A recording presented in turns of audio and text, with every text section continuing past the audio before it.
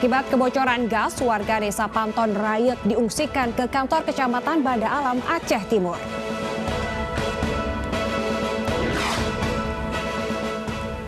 Presiden Joko Widodo kunjungi warga korban banjir bandang di Nusa Tenggara Timur.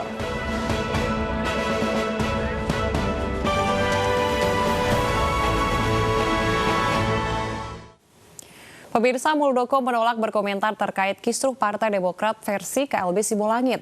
Mantan Panglima TNI itu meminta awak media tidak bertanya hal tersebut saat dirinya bertugas menjadi Kepala Staf Kepresidenan.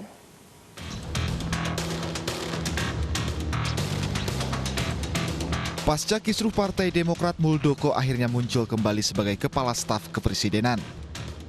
Namun, mantan Panglima TNI ini menolak berkomentar terkait kisruh partai berlambang Mercy ini.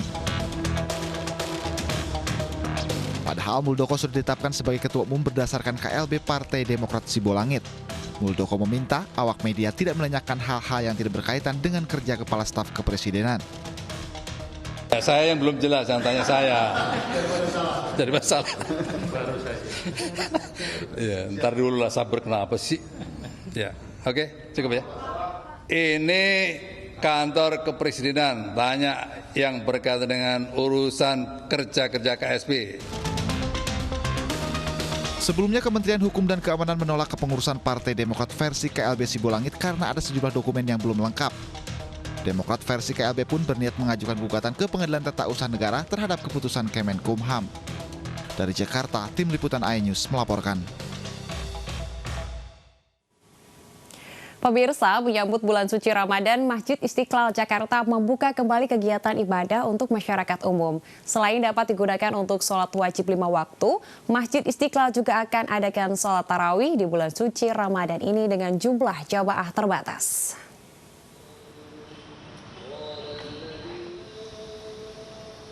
Setelah setahun ditutup, Masjid Istiqlal kembali dibuka. Gubernur DKI Jakarta Anies Baswedan bersama Imam Masjid Istiqlal dan Wakil Menteri Agama secara resmi membuka kembali Masjid Istiqlal yang ditandai dengan sholat Jumat.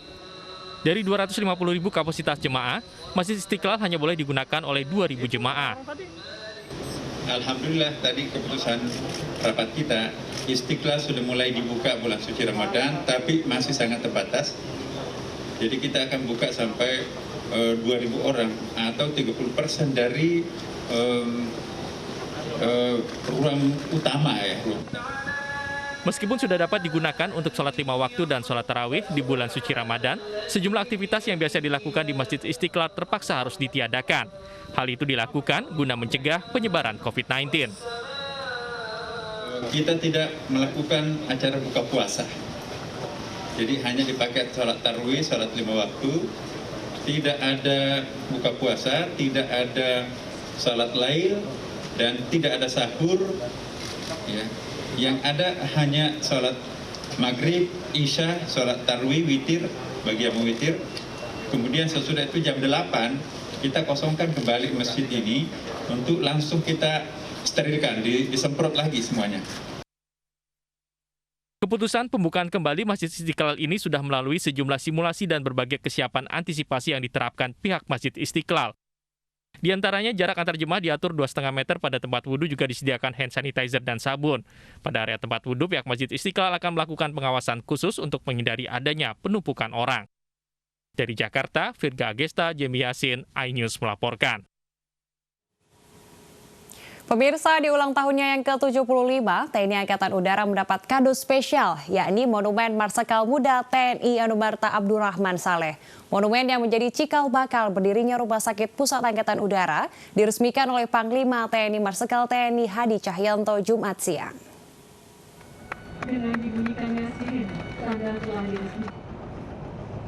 Panglima TNI Marsikal Hadi Cahyanto didampingi Kepala Staf Angkatan Udara Marsikal TNI Fajar Prasetyo meresmikan Monumen Marsda TNI Anumerta Abdurrahman Saleh di Wisma Aldiron, Jakarta Selatan, Jumat siang. Marsda Abdurrahman Saleh merupakan sosok panutan di masa perang agresi militer Belanda. Pria yang dijuluki Karbol itu selain seorang dokter juga seorang pilot. Lokasi monumen di Wisma Aldiron yang merupakan bekas markas besar TNI AU sekaligus menjadi cikal bakal berdirinya Rumah Sakit Pusat TNI Angkatan Udara.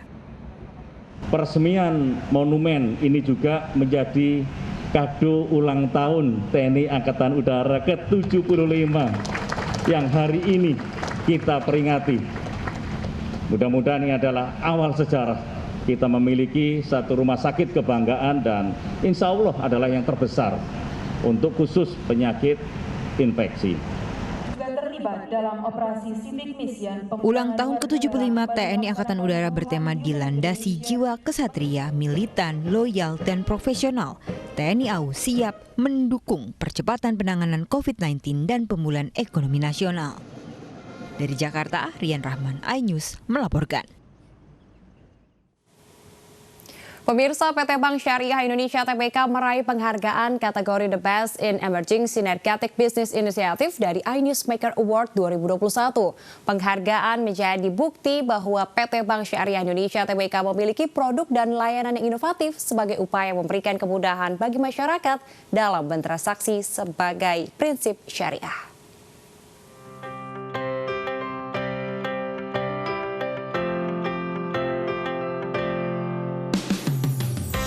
PT Bank Syariah Indonesia (TBK) meraih penghargaan kategori The Best Emerging Synergetic Business Initiative dari iNewsmaker Awards 2021. PT Bank Syariah Indonesia.